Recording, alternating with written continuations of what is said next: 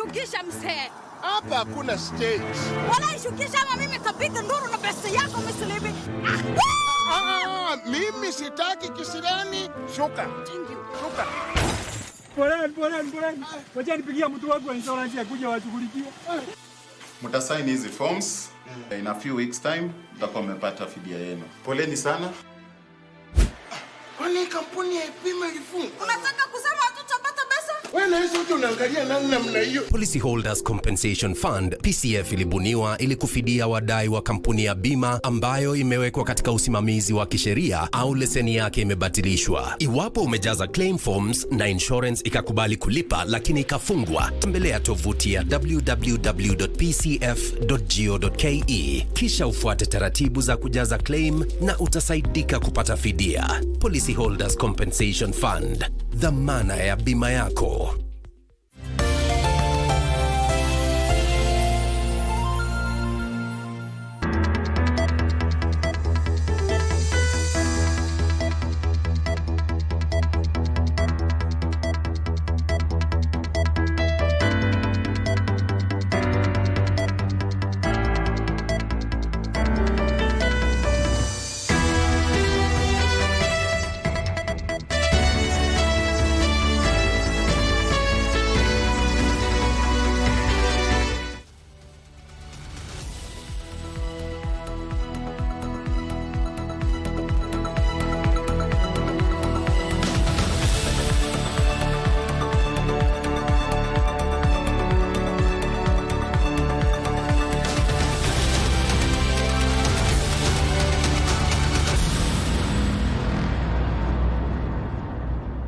Good evening. You're just in time for comprehensive news coverage from across the country as well as regionally on Sunday Express and KBC Channel 1. I'm Regina Manyara. We have so much in store for you, including an interactive conversation in regard to the latest report when it comes to matters of reproduction health in the country. The report we're going to be unpacking in not too long has one fact, or rather one finding, that persons, women between the age of 34 and 49, are at around 40% seeking aftercare for abortion. What does this mean as far as use of contraceptives is concerned? So tonight on Sunday Express, we're going to be putting that into perspective, and we want you to be part and parcel of this conversation. So tonight on Sunday Express, we are asking, what do you think about abortion? Get us on X at KBC Channel 1. But before we get to that conversation, let's have a sneak peek to what has been making headlines in the last 12 hours. And I want to give you my assurance as the party leader of UDA and the leader of Kenya Kwanza that the commitment we made to ODM to work together is not going to be working together to compete against one another. President William Ruto affirms his commitment to the broad-based government for the country's common benefit. Police arrest 4 people over the murder of Kasipul Member of Parliament Charles Ongondo Were. Tulikuwa tunasema atakufia huko kwa jela, lakini Mungu akatenda jambo kubwa sana katika familia na katika mboma hii. And jubilation in Akirinyaga village as a 75-year-old man returns home from prison.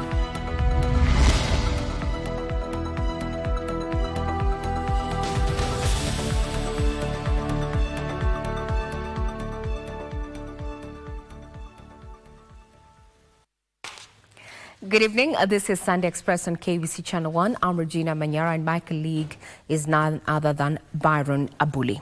Now, police have arrested 4 people in connection with the fatal shooting of Kasipul Member of National Assembly Charles Ongondo Were. According to the National Police Service, the arrest resulted from an operation that positively placed the suspect at the crime scene. This comes as the head of state gave his assurance that the killers of the lawmaker would be brought to book.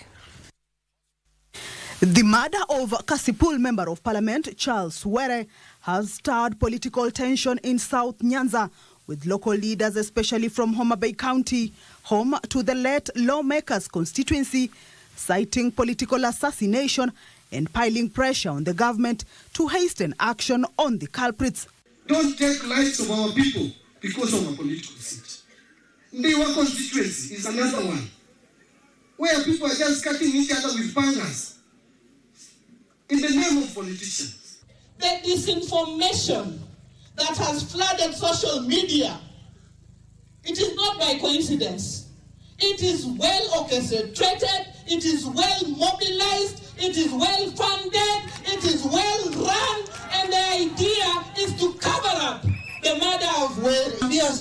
Serikali kwa siku chache tunataka kujua nani amekuwa behind motive ya kuua Ngondo Were, ni nani amemuua, kwa sababu gani, na huyo mtu hawa watu washikwe na utiwe ndani mara moja. And on Sunday, when President William Ruto began his tour of the neighboring Migori County, it did not escape his attention. Wale waliofanya jambo hilo na kumuua huyo mjumbe, we will get them. They will not succeed. They will have nowhere to hide. We will go after them. And we will go after their collaborators. Mpaka tuhakikisha kwamba kitendo kama hicho hakifanyiki tena katika taifa letu la Kenya. We have fairly had a very secure country, but from time to time we continue to have security challenges. And in this region, the biggest challenge is more of issues to do with political intolerance. And I want to appreciate the church for speaking to some of those issues. Interior Principal Secretary Raymond Omolo also called for calm to allow police to conclude investigation. And I would want to plead for caution on the part of leaders so that we do not have reckless talks that might jeopardize that, because we want everyone who is involved in criminal activities to be held accountable. And in a statement, the National Police Service stated that 4 people had already been arrested in connection with Were's murder. In the statement, NPS says officers from the National Police Service swiftly conducted an operation and successfully arrested 4 suspects who had been positively placed at the crime scene. Investigators have also recovered crucial evidence linked to the crime as well as to the perpetrators. End of quote. Police have linked some of the suspects arrested to organized criminal gangs such as Mujahideen, which has been linked to armed robberies in Eastlands areas of Nairobi. Police have at the same time urged individuals to refrain from making comments that could interfere with the investigation. Information that could assist the investigation can be channeled to the nearest police station or toll-free lines 999 112 or hashtag Fichua kwa DCI. Kamchimenza for Sunday Express. May the soul of the departed continue resting in peace as the sleuths work to bring the perpetrators to book.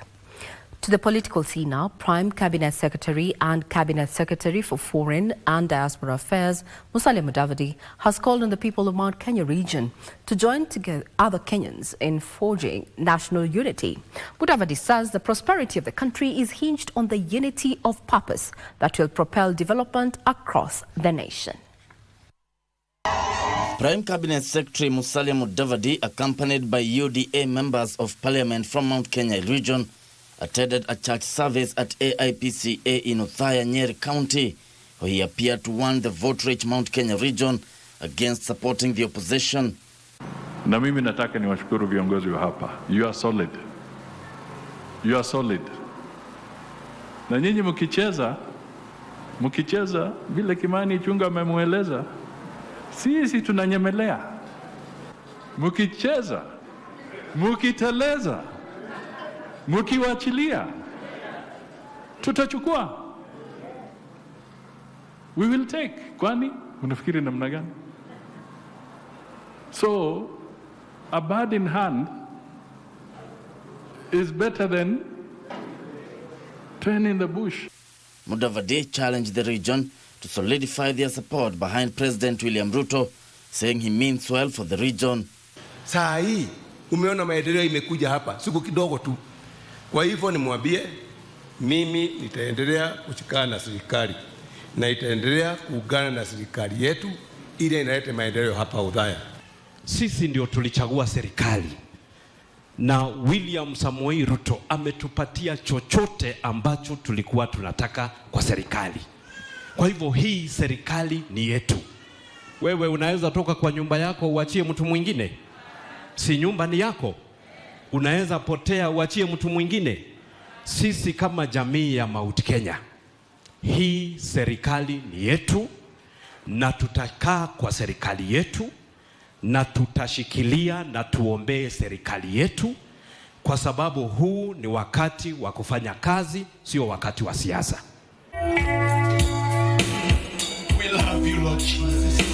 Meanwhile, a section of church leaders and business leaders in Narok County has cautioned politicians against propagating tribal politics, terming it a threat to national cohesion. Ombi langu kwa Wakenya wote, especially viongozi wetu, neno la Mungu linasema there is power in any spoken word. Katika hali ya kunena neno kuna nguvu. Kwa hivyo ombi langu ni kwamba watu wasiongee matamshi ambayo yatalete mtafaruku katika umoja wetu. Wachunge sana mdomo, wasiongee mambo itakuja kuleta furugo na tamaa vitu za nchi. Unataka shamba, mwingine anataka hii, anataka hii. The opinion shapers led by Reverend Alex Jugona of the Kenya Assembly of God regretted that some politicians have been fanning divisions along tribal lines ahead of 2027 general elections. Tungependa kuhimiza serikali ni kwamba tunaomba heshima kwa viongozi wa hii nchi yetu, kwa sababu wakiweka heshima nchi itasonga mbele. Gishoke Washira, Sunday Express. Now, there was joy and celebration on Saturday evening in Kiaga Village, Kirinyaga Central constituency, after a 75-year-old man, Peter Kimani Mbote, returned home following his release from prison. Kimani, who had been serving a 17-year sentence at Roiro Prison, is among 57 inmates set free after President William Ruto exercised his constitutional prerogative of mercy. A hero's welcome awaited Peter Kimani Mbote in his home village, ending a painful chapter that began in 2016. Kimani had been convicted of defilement following an accusation by a neighbor, a charge he has always maintained was false. Kaulizwa hata endi mwenye alikuwa hapa. Akasema walikuwa rafiki na nani na kijana walikuwa nasoma naye huko secondary Kiara. Sijui ilibindukanje ikawa ni mimi. Lakini yote ni ya Mungu, kwa sababu waliona vizuri niende nikafungwa na nikaenda nikafungwa tu bila Mungu alikuwa anapanga. Tulikuwa tunasema atakufia huko kwa jela, lakini Mungu akatenda jambo kubwa sana katika familia na katika mboma hii na katika area hii. Kimani had served 9 years behind bars after he was sentenced for 15 years. He was among 56 Kenyans and 1 foreigner granted clemency by President William Ruto in line with Article 133 of the Kenyan Constitution. Jen Wanjiru, Kimani's sister, narrates the family's struggle to find justice for her brother. Nilikuwa nasukumana na hiyo kesi nikijua ya kwamba mtoto huyu atafanyiwa DNA ili ukweli upatikane ati ni wa ndugu yangu, lakini hakupatikana. Kimani's return was not only emotional but historic. His elderly mother, 106-year-old Margaret Muthoni Mbote, never gave up hope of one day seeing her son. Kimani's wife, Wangethi, says the family had waited for his return with prayer and patience. Tukasema ni asanti ni Bwana kukunja kuliko tulikuwa na maombi na Mungu akatusaidia. Celebrations here in Kiaga Village are far from over. For Kimani's family, his release symbolizes hope, forgiveness, and the enduring strength of family. Nimewasamehe kwa sababu hata niko na Bible, kwa sababu nimesoma zaidi.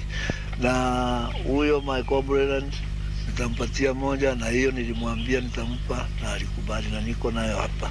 Na hata ndugu yangu nimemhubiria, nikamwambia awasame watu wetu wa familia, nimewaambia awasame. Maria Ambo reporting for Sunday Express.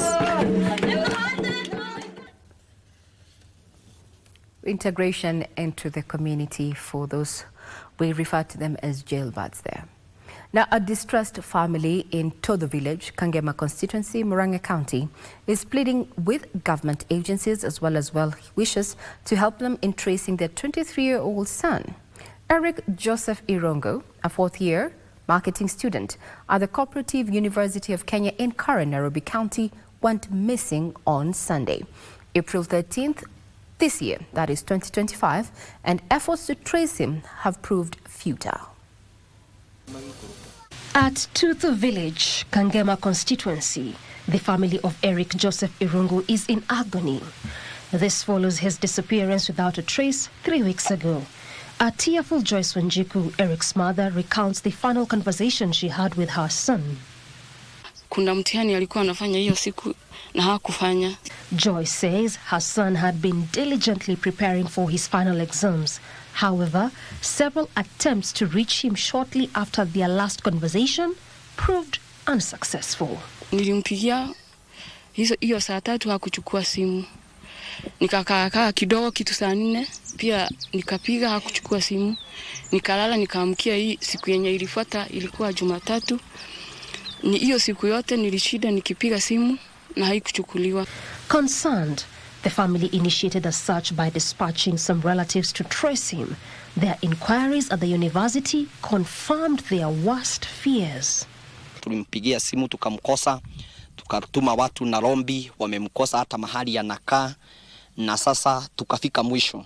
This revelation immediately prompted the family to file a missing person report and later embarked on a search to uncover any leads on his whereabouts, all to no avail. Sisi kama familia idogo tumemtafuta kwa City Moshali, tukaenda kwa Kenyatta, sasa hakuna njia tunaona mwelekeo wa kumpata huko.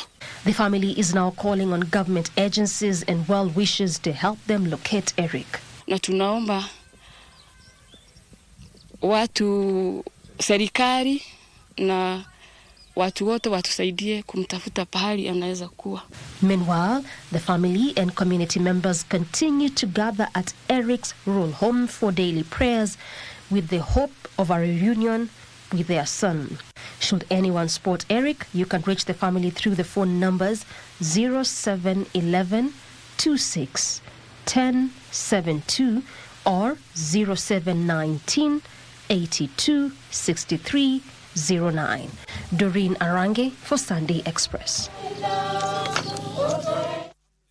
Should you know the whereabouts of the missing gentleman there that is 23-year-old, you can get in touch with us through our website, that is www.kbc.co.ke, for further information, and you can be sure that we're going to treat this with utmost urgency and privacy if that is what is required. Let's get this man united with his family. We take a quick breather, but when we come back, we're going to be talking about sexual reproductive health, looking at the latest report that indicates women between the age of 34 and 47, they're about 49, are seeking abortion aftercare. What does this mean? Is it that we have increased miscarriages? Or are we not using family planning or rather contraceptives as we should, especially in the relationship setup? That is the conversation tonight, and we welcome you to be part of it. Get us on X at KBC Channel 1. What's your take on abortion?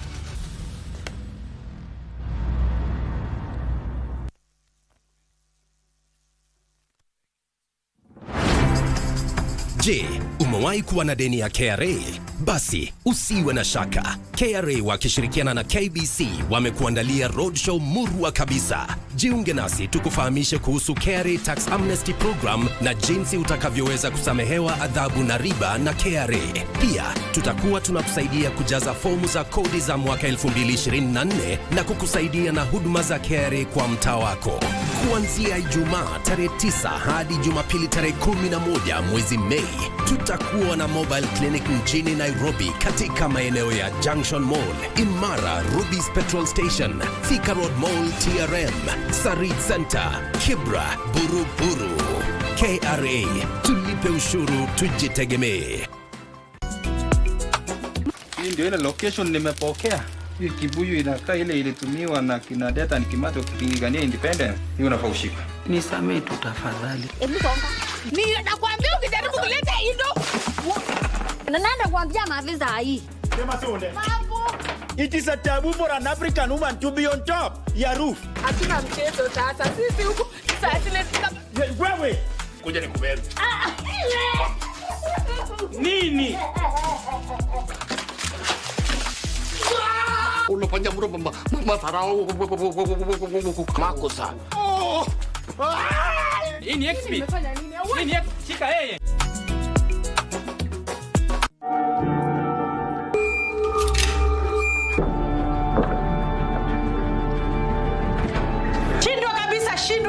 Shindwe. Drama inatoka wapi? Utajijulia mwenyewe. Ako wapi mwayo ndawazimu? Musa.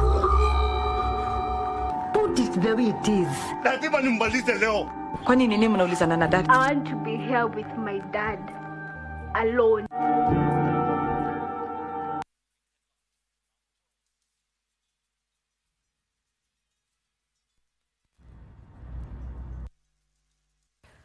Welcome back. This is to confirm that you're already receiving feedback in regard to our conversation tonight, where we've asked for your views in regard to abortion.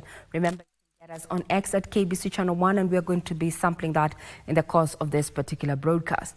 Now, a family in Kitui County is calling on the national and county government to assist them in bringing home for burial the body of their kin who died in Saudi Arabia. The late Caroline Mumboi was working in Riyadh, where she fell ill. Saudi authorities have allegedly given the family 3 weeks before they dispose of the body. At the home of late Caroline Mumbui, a fundraiser is ongoing. This is a bid to raise 1.5 million shillings required to bring her body home for burial. Na tukaambiwa mwisho ni tarehe 6. Tukikosa fedha hatutaleta huyo mwili huku na mwili watazika huko. Kwa hivyo tunauliza mtusaidie kwa haraka ili huo mwili usisiko huko, watoto wake wasiwe na huzuni. With the harsh economic times experienced at the moment, the distressed family is now appealing to well-wishers in both levels of government to come to their aid. Na sisi kama familia hatulali kwa sababu huo mwili ukiwa huko, lakini tukiuletea huku tutakuja kushukuru Mungu. Ni alikuwa ana provide masomo, chakula, nguo, mavazi, kila kitu. Alikuwa ana provide, alafu hatuna msaada. Kwa hivyo hii familia hakuna chochote kinaweza uzwa ipate hii pesa 1.5 million. Tumejaribu kuchanga na ile pesa tulichanga haikupita around 170,000. The family can be reached and assisted through M-Pesa number 0740209807. Name Mumo Salim. Let's take that number again. Should you want to assist that village bring back the body home there, they need to raise a cool 1.5 million shillings. You can reach them on that particular number that has been shared on your screen. That is 0740 20 98 07. 0740 20 98 07. The name is Momo Salim, just as we wait to have the feedback from the government in regard to that, body coming back to the country for burial. Still on seeking a medical appeal is that a family in Mogadhika village in Ruri Ward, Olkalau constituency, Nyandarua County, is grappling with both emotional and financial distress after their 17-year-old son, Gidraf Mugo Kamande, was diagnosed with stage 2 cancer. What started as a small, painless pimple on Mugo's scalp gradually grew in size, prompting the family to seek medical help. After consultations at Olkalau JM County Referral and Nyahururu County Referral Hospital, Mugo was referred to Kijabe Mission Hospital, where he has been receiving treatment since June last year. Tulienda Kijabe, hapo ndio alifanyiwa biopsy na akapatikana ako na cancer, iko stage 2. His father, Isaac Kamande, says the illness has taken a heavy financial toll on the family. Mbuzi nilikuwa nazo 30 nimeuza, imeisha yote, nimebakisha mbuzi moja, ng'ombe ndio hizo sina. Pia nastahili hata kukula balanced diet. Chakula kwake imekuwa shinda. Ile hali inampelekea mpaka immunity yake kurudi chini. Mugo has undergone several surgeries, including the removal of his adrenal artery, which has led to the spread of fluid-filled growths on his head. The illness has also interrupted his studies at Makindu Day Secondary School, where he was set to sit his final exams this year. Emu yake ilikuwa kuwe daktari. Bado hiyo emu yake bado iko tu na bado hajakufa moyo. The family is now reaching out to well-wishers for support in Mugo's medical journey, with the total cost of his treatment estimated at approximately 4.7 million Kenyan shillings. Natakiwa niende hospitali next week na sina chochote. Nisaidie niweze kupona uvimbe iweze kupona, alirudi shule niweze kufanya mtihani wa form 4. Contributions can be channeled to account number 0370000200045 or M-Pesa number 0720797615. Christine Matunda for Sunday Express. If you missed it, remember these are the details that are available on our website, that is www.kbc.co.ke. But for the sake of those who are watching from home, let's have a rerun of the contact numbers should you want to help this particular family. The numbers are account name Janet Kamande, account number 0370 000 20045. M-Pesa line is 0720 797 615 under the name Jane Kamande. Remember, a hand that is willing to give is also ready to receive. Now to the counties, former Bulumula Member of Parliament Mwambo Mabonga is appealing to investigative agencies to probe the circumstances that led to the demise of his daughter Precious Mabonga last week. Details of this and other stories from the counties. The body of 25-year-old Precious, who was an officer in the Kenya Defence Forces, was found at her boyfriend's house within Kahawa Barracks in Nairobi. Precious was laid to rest at her ancestral home in Bumula Village, Bungoma County, was remembered for her love for family and dedication to serving the country. Mimi kama mama kiongozi wa Bungoma, ninataka kusema haki ipatikane. And the public transport sector is calling for urgent reforms to ease the burden on operators and improve road safety across the country. Consumption ya yale mafuta tunakunywa ndio serikali pia inatumia levy za roads levy, so naomba serikali isaidie. Meanwhile, Mombasa Hospital has marked Midwives Week by offering free clinical checkups to expectant mothers in a special maternal health outreach. We are trying goals, which is goal 3. We are trying to improve on preventable, and we are able to prevent complications. Separately, students in tertiary and secondary institutions in Lurambi constituency in Kakamega County have benefited from 55 million shillings worth of bursaries disbursed through the National Government Constituency Development Fund. Devolution has been in place since 2013. Show me what the county has done here, and I will show you what CDF has done. Elsewhere, the Somali community in Isiolo County has praised Interior Cabinet Secretary Kipchumba Murkomen for promoting peace in the area. Rudishia shukrani Mwenyezi Mungu na hasa waziri yetu ya usalama ambaye amefika juzi hapo. Finally, a Muhaya Member of Parliament Omboko Milemba has maintained that hiring of teachers should be done by the Teachers Service Commission. Speaking at the burial of Vihiga County Kenya National Union of Teachers Chairman Gilbert Chononye, Omboko also called for the release of promotion letters for all teachers who have been upgraded to higher positions. Employment ya walimu ibaki kwa Teachers Service Commission.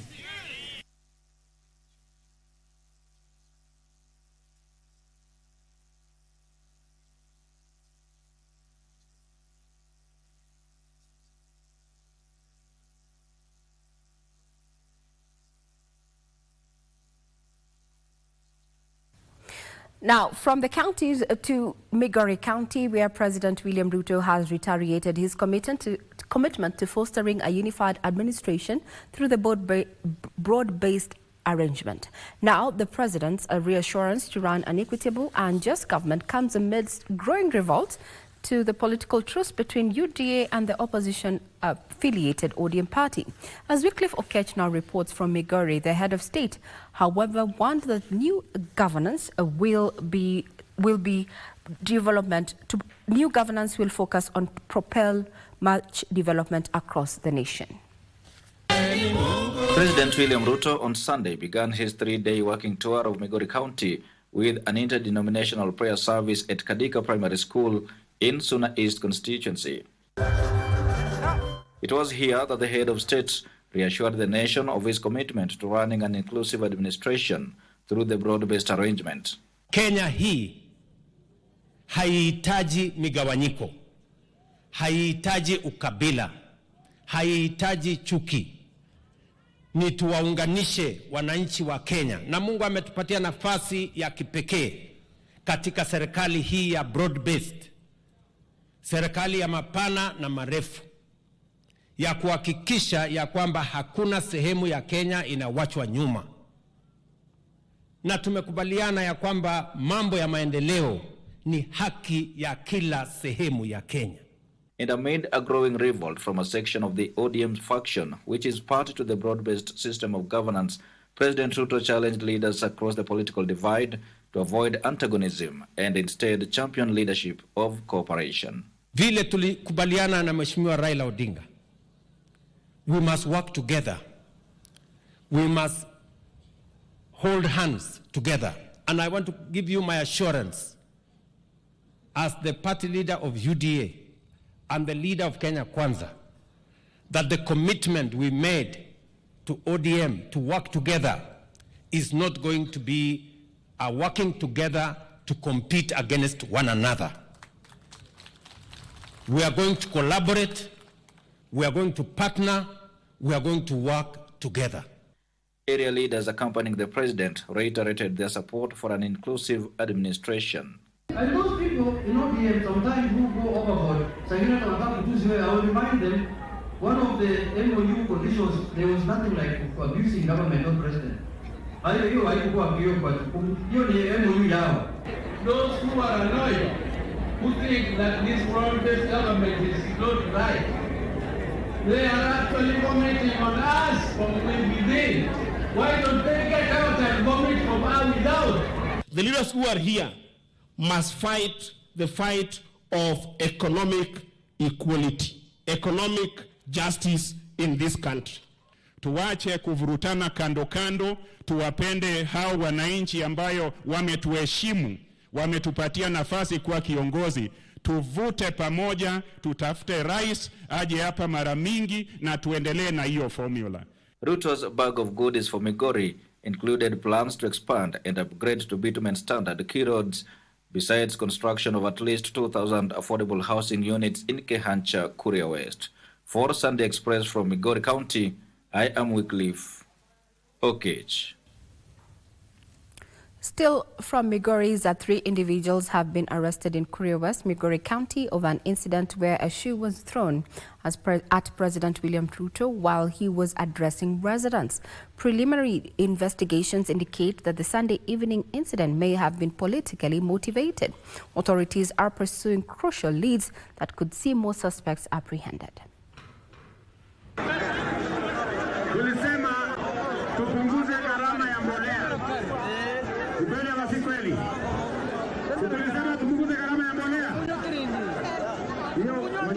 Ngojea, wachana na wananchi. Wachana na hawa.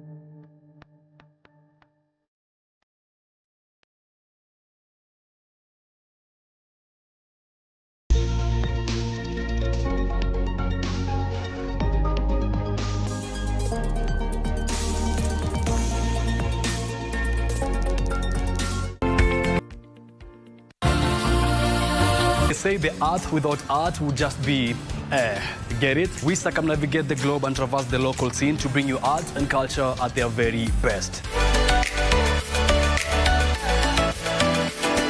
From fine art, culinary art, performing arts, and even cultural events, you name it, and we have got you covered. My name is Kevin Kasioki, and I will be serving you this and much, much more each and every Friday at 8 p.m. only on KBC Channel 1.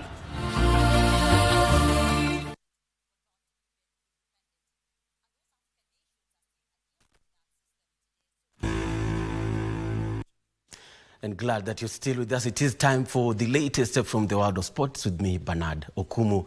Now, the national men's under-20 soccer team Rising Stars hopes of advancing to the knockout phase of the ongoing under-20 Africa Cup of Nations were dashed after suffering a 3-1 loss against Tunisia in their second Group B match played today at the 30th June Stadium in Cairo, Egypt. Kenya, who opened the campaign with a narrow 3-2 loss to Morocco, began brightly and went ahead in the 35th minute after Lawrence Ouma turned in Hassan Beja's pinpoint cross, but Tunisia leveled in added time of the first half through a penalty scored by Fares Bousnina.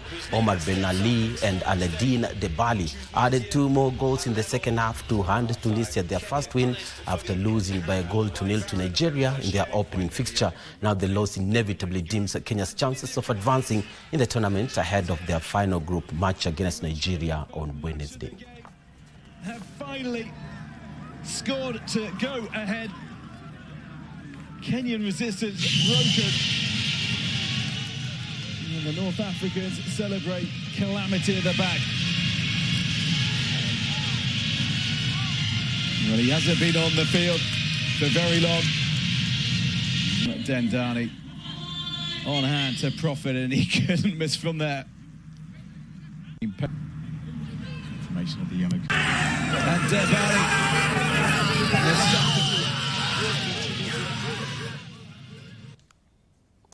And tough luck for the Rising Stars. They play Nigeria in their final game on Wednesday.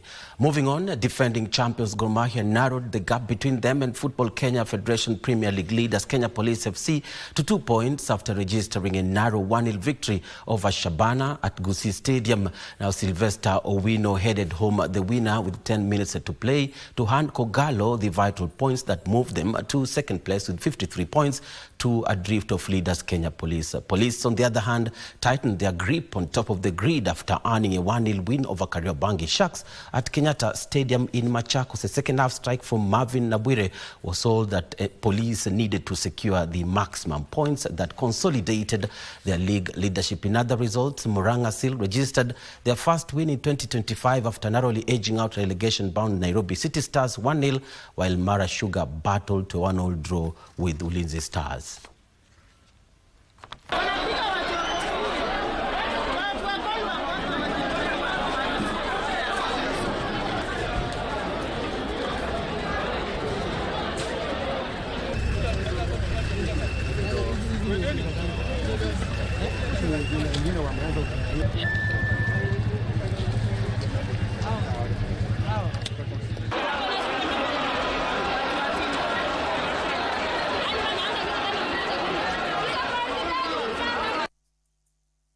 Bandari Swim Club are the overall champions of the Kenya Aquatics National Junior Swimming Championships, which ended on Sunday afternoon at the Aga Khan Primary School in Kisumu. Bandari also won the boys category but finished second in the girls category behind Sea Horses. Bandari Swim Club collected a total of 115 medals, 56 gold, 31 silver and 28 bronze medals to win the overall title. After 2 days of swimming action at the Aga Khan School in Kisumu, they finished ahead of second-placed Sea Horses Aquatic Center, who collected a total of 65 medals, 29 gold, 21 silver and 15 bronze medals, while Little Fish Swim Club settled for third position with a total of 36 medals, 13 gold, 11 silver and 12 bronze medals.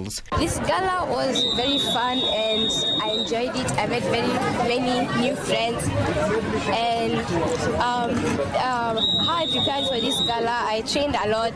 They made me push, they made me beat my limit, and made me break some records. And continually they made me break some records by making me do the right thing. In the boys category, Bandari topped the medal table ahead of Little Fish Swim Club and Seahorses, who were second and third respectively. The girls category was won by Seahorses, who proved better than Bandari and Genesis Sports, who were the other podium finishers. More than 400 swimmers from 36 teams competed in the two-day event that had 2,620 entries, with Kamanga Thandiwe of Seahorses and Quilala Ethan of Little Fish among the best swimmers of the two-day event. The children have really pushed themselves, where they have been able to achieve their personal best, and others even receiving medals from this gala. We have had new PBs. Kids are standing themselves and they are making new times, and they are happy. They are happy having a swimmer grow up their time is one of the greatest achievements for any swimmer. The next Kenya Aquatics Championship will be held on the 31st of May and 1st June at the Kasarani swimming pool. And further afield, Brentford kept their hopes of European qualification alive by coming from behind to beat Manchester United 4-3 at the GTEC Community Stadium. At the American Express Stadium, Brighton were held to 1-1 draw by Newcastle, the same scoreline also witnessed in the other game at the London Stadium between West Ham and Tottenham Hotspur. Well, that's it from me. Thank you so much for watching. I'm Bernardo Kumu, but I hand you back to Regina Manyara. She's coming up with the Sunday Express interview. Thank you very much, Bernardo Kumu, for that comprehensive coverage on what has been happening in the sporting arena. And it's a sad night for Manchester United fans, but nonetheless, we live, right? Now, we shift gears and talk about matters of reproductive health, and we have a keen focus tonight on the latest report by none other than the African Population and Health Research Center. And tonight on my set, or rather on the set tonight, is none other than Senior Research Officer, that is Kenneth Juma, to take us through this conversation. Tonight, we're looking at a situation-induced abortion crisis, and we're going to try and unpack that particular report to look at what has been happening. Thank you very much, sir, for your time. Thank you. Let's start off. Do you think we have an induced abortion crisis, in a nutshell? Thank you very much. Again, my name is Kenneth Juma from the African Population and Health Research Center. I'm very excited to be here. Indeed, I would characterize the challenge as one of a broad sexual and reproductive health challenges that affect a range of, both adolescents, young adults, as well as, older people. So it is not just a challenge that we want to narrow down to probably young women or young girls, but rather a broad spectrum challenge around sexual and reproductive health issues in the country. I like the broad spectrum aspect, because I want to pick up, or rather pull up, some of the reports that you made public in the week ending today. And I'm going to be looking at the key findings. One that indicates that more than half of the women were currently in a relationship at 58%, and had completed secondary education or higher at 56%, and at one point had a child, that is at 69%, and had one abortion in their lifetime. That represents around 82% of the sample size that he had. What can we, say about that particular finding? Yeah, so what we found, and I would like to recap a little bit about the study. So the study was done in partnership with the Ministry of Health, as well as the Guttmacher Institute. And our goal was really to estimate the total number of induced abortions in the country, the severity of complications that result from abortions, as well as the preparedness of health facilities to provide post-abortion care. Indeed, what you have cited is not really the breakdown of population among those who sought abortion, but rather the breakdown of population by those socio-demographic characteristics among those who sought care post-abortion. So it is not those who induced abortion, and that is, I think, an important clarity, because what has gone out there is that 80% of married women are the ones seeking abortion. I think that is a position that is incorrect. Then let's unpack this, because from where we got that particular report, we did not know the details, and that's why we are having this particular conversation. Absolutely. Because then there's a question of miscarriages and such. So there are other factors that are leading to this particular, statistic, as it were, or other findings. So from where you sit as a lead researcher, what would lead us to get these findings? Okay, yeah, so when you look at the challenge of abortion,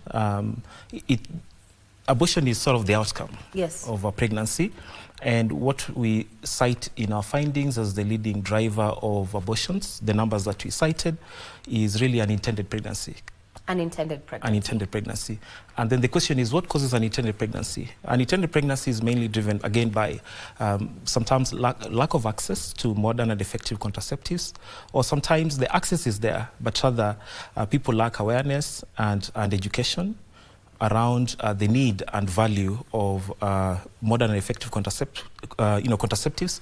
And when women are in the context of marriage or sexual relationships, without the protection of contraceptives, then the occurrence of a pregnancy is possible. And when that pregnancy is unplanned or mistimed, then we actually refer to it as unintended. So unintended pregnancies are the leading drivers of unintended pregnancies. Now let's look at the figures. We have around 12% of the sample size saying that they could not access the contraceptive methods, while 16% it was a personal preference not to use contraceptives. But then we also have a curious case of a 16% representative saying that husband/partner opposed the use of contraceptives. In the 21st century, we're still dealing with that. How do we go about it? That is unfortunate, and thank you for raising it.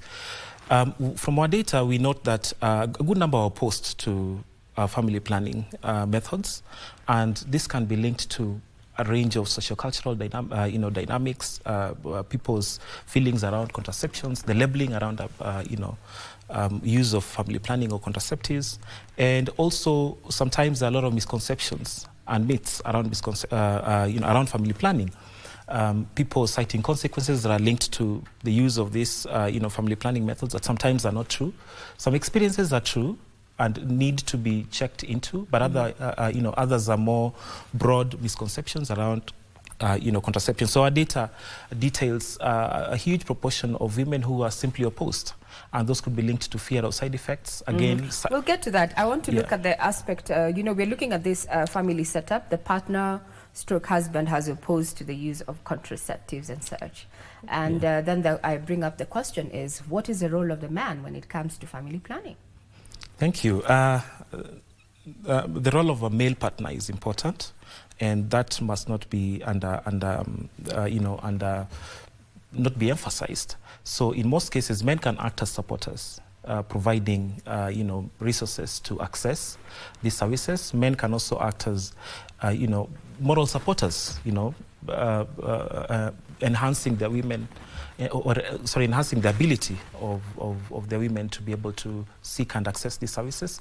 And also, it removes the idea of stigma and myths and sometimes labeling that partners may have around their female partners if they're using a method that they do not endorse. So male support is really important. And so part of the things that we normally advocate for is male engagement, so that this is not just a female issue, but rather, both partners really being, there to support each other, because there are also methods that are for men. However, you've brought up that question, and I'd want to know from your sample size, those women, 16% who opted not to take contraceptives, were their partners taking contraceptives? You can have a conversation, hey, I'm not willing to get into contraceptives because of 1, 2, 3 reasons. Would you be willing as a partner? Was there such, an outcome of some cases in the sample size that you sampled for this particular report? Yes, so the question we asked was, were you using a method of family planning as of the time you got pregnant, the pregnancy that led to the abortion? And when we were asking them the reason why they were not on any method, then they would say their partner is opposed. So this was self-reported by the women who were not on any family planning method. Now, we did not go further to sort of interrogate why the men are opposed, but we would assume that it's the general reasons why some male partners, again, it reflects on the lack of engagement of men, focusing family planning services and programming towards women. Yet I think it's a couples issue, and both couples need to be involved. All right, that is a gap that we need to look at in as far as value within the value chain. Now, 24% of those you sampled are under the infrequent sex or those who are unmarried. And also further in this particular report, it indicates that this demographic, the younger generation, is using, the numbers have reduced of unwanted pregnancies. It seems that the younger generation now is practicing safe sex. Yet we have 24% here who are, not using contraceptives.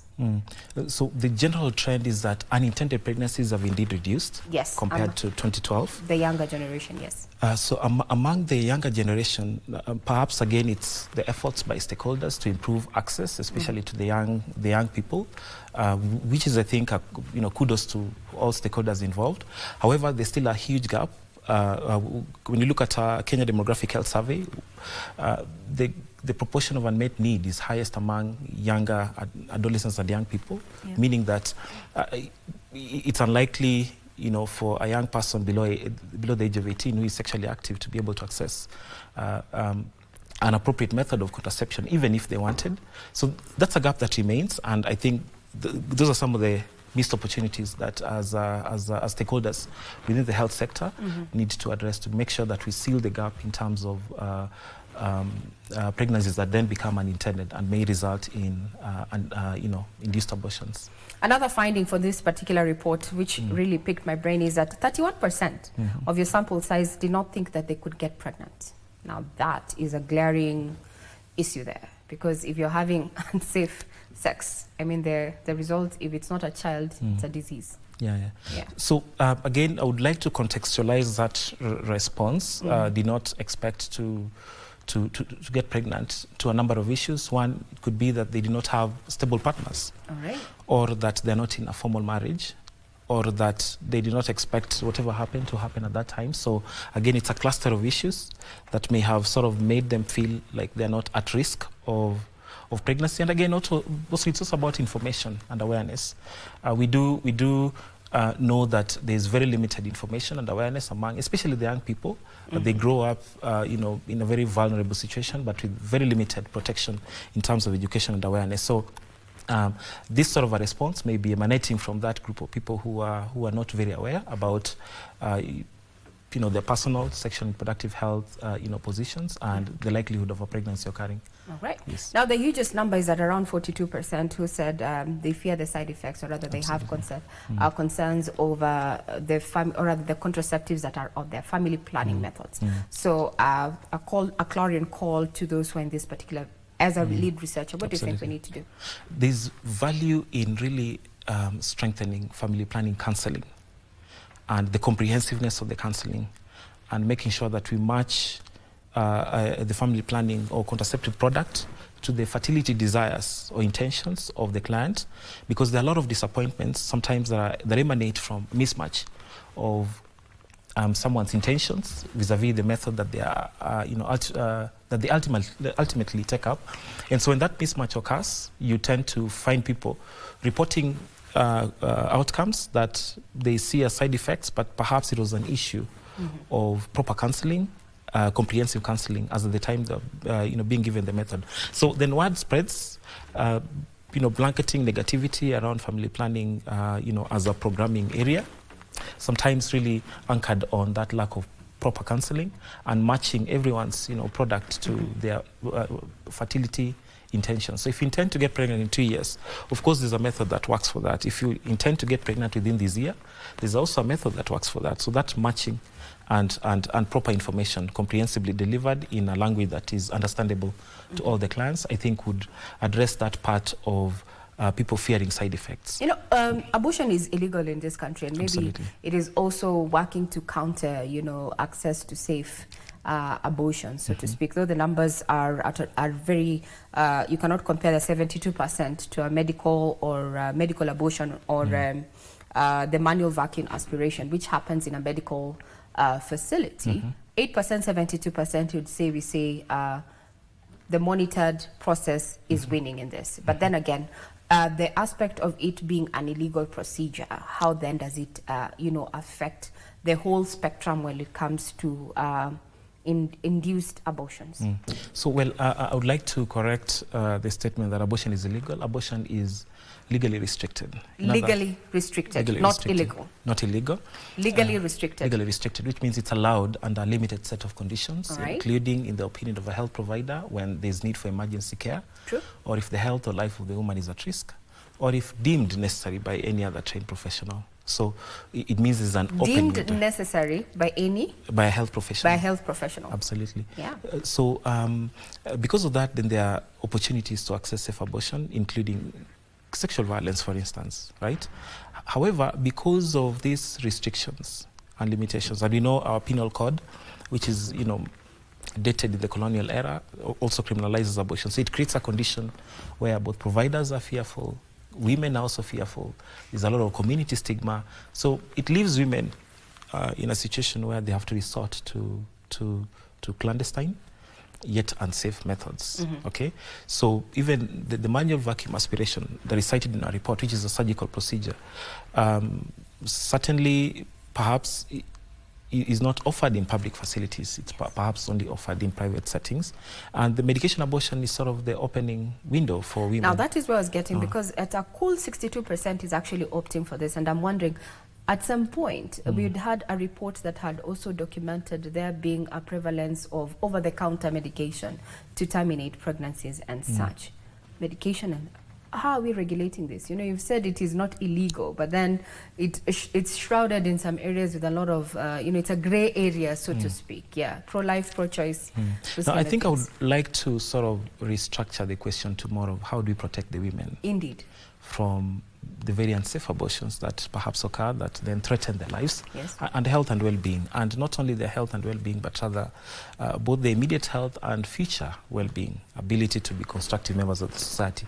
So one of the main efforts really is to reform our laws to be able to allow, at least within legal provisions, abortions that should be done safely, because it's safer and cheaper to provide it safely for those that are legally entitled, as opposed to allowing women to then do whatever they want, and then they still end up in our public facilities, public and private facilities for care.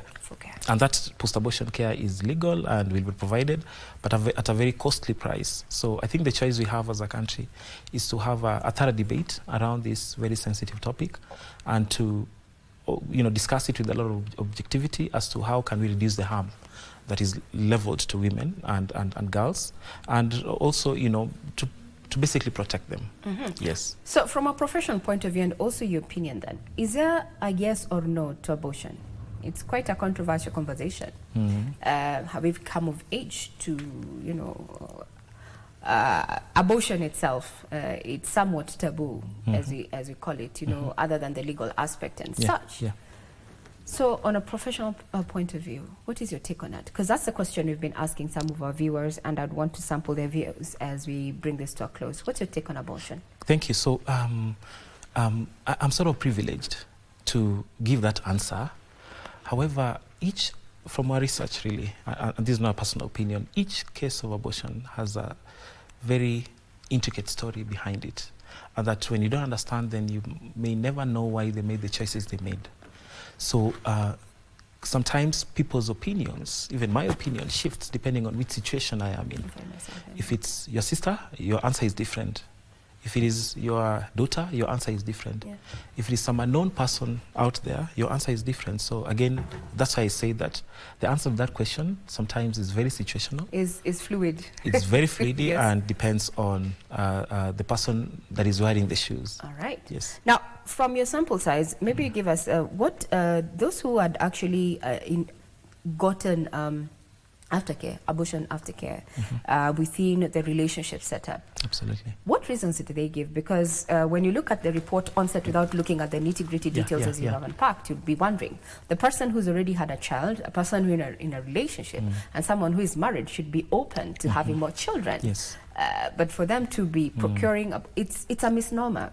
So sure. what reasons were given? Thank you for that question again. I think first of all we start with this group called married. Married, yeah. Okay. The clarity that I should bring there also is that sometimes we marriage, there are those who are formally married with a certificate that formalizes that marriage. Yes. But then there are also a huge group of women who are just living together with a man. When you ask them, are you married? The answer is yes, but it's not sort of formalized. So getting back to your question around why abortions do occur among this category of women, it's the same reasons across various groups, that there's the general pressure to have fewer children. It's a demographic, situation. Number two is that there's also a general pressure to delay, the onset of giving birth. There's also the general pressure to have smaller families. So all these issues put together. So I normally say our parents had more children than we'll have, and our children will have fewer children than we have. Sort of reflecting that natural pressure that occurs around having fewer families. So I suppose it's the same reasons that also is reflected in these groups of women who perhaps have had a child and they don't want another, or they've had two and they don't want a third one, or they are pursuing education or career and so they feel they're not yet ready to begin that process. So again, the reasons vary a lot. And again, as I said, it's sometimes very personal for each and every person. All right. Yeah. Maybe you can respond to this few responses that we've gotten on X. Thank you for reaching out. There's Stanley J here who is saying, so we asked them, what is your take on abortion? And his response was that it is a pregnancy prevention method. What's your take on that quickly, Kenneth? Thanks, Stanley. I would say, again, that's his opinion, and I'm sure everyone has an opinion. Everyone has an opinion. Yes. Now let's listen to Felicity Mwandwa, who says, getting pregnant when I'm not ready for a child is not something I'm ready to go through with. Yes. Yeah, I mean, it's good she's aware. Yeah. And it's good that then she puts all measures in place to prevent the occurrence of that unintended pregnancy in the first place. So last but not least, okay, I'll read it as it is. Kwani pitu ni ya nini? Munapata mimba aje? Wow, that is at J. Okay, they have a number for their X account. So yeah, that was a question that was posed. As we come to a close, they're asking if there's P2, why are people getting pregnant like this? Again, that question deserves a longer answer by a professional gynecologist, perhaps. Yeah. But P2 is not supposed to be used routinely. It's an emergency sort of. It's something that kicks in an emergency, and you cannot use it daily. It's not a method of family planning that you want to use routinely because it has its own, broader issues. Yeah. Last, okay, this one has just pinged. Allow me, please, Timothy. My producer is. We need to wind up. Says, baby daddy ameruka mtoi nifanye. Yes, you can tell the people who are actually watching. Yeah. I'm not so sure. Again, I mean, it depends on her situation as a person. Yes. All right. Yeah. There you have it.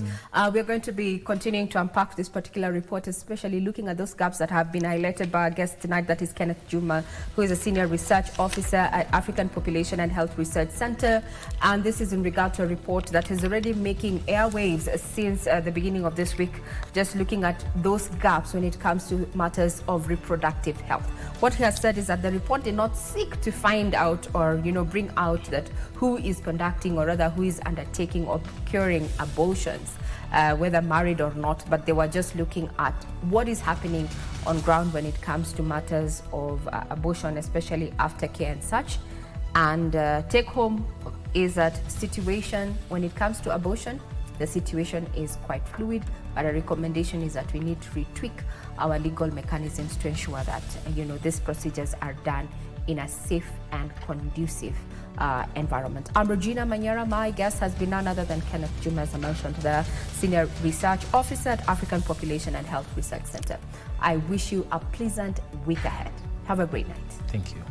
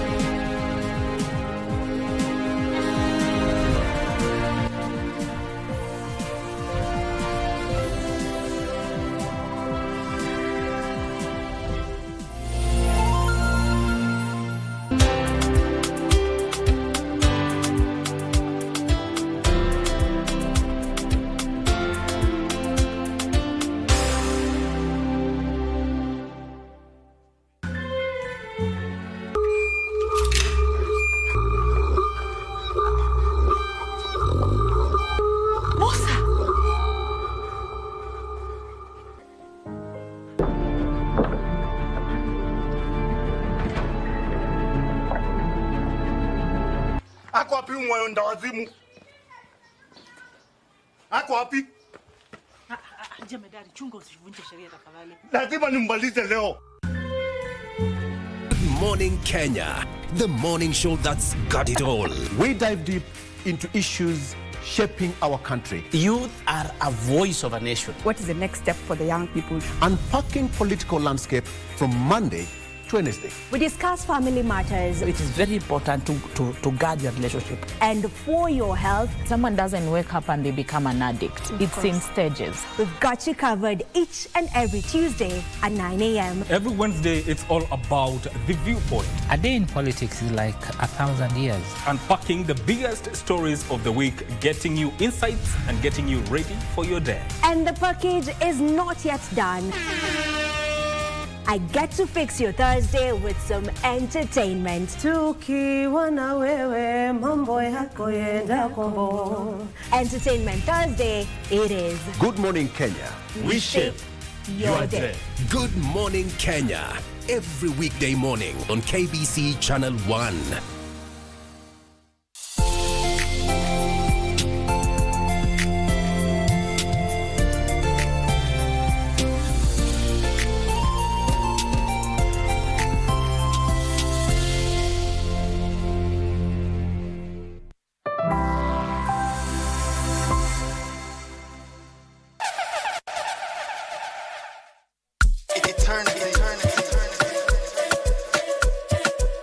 Hot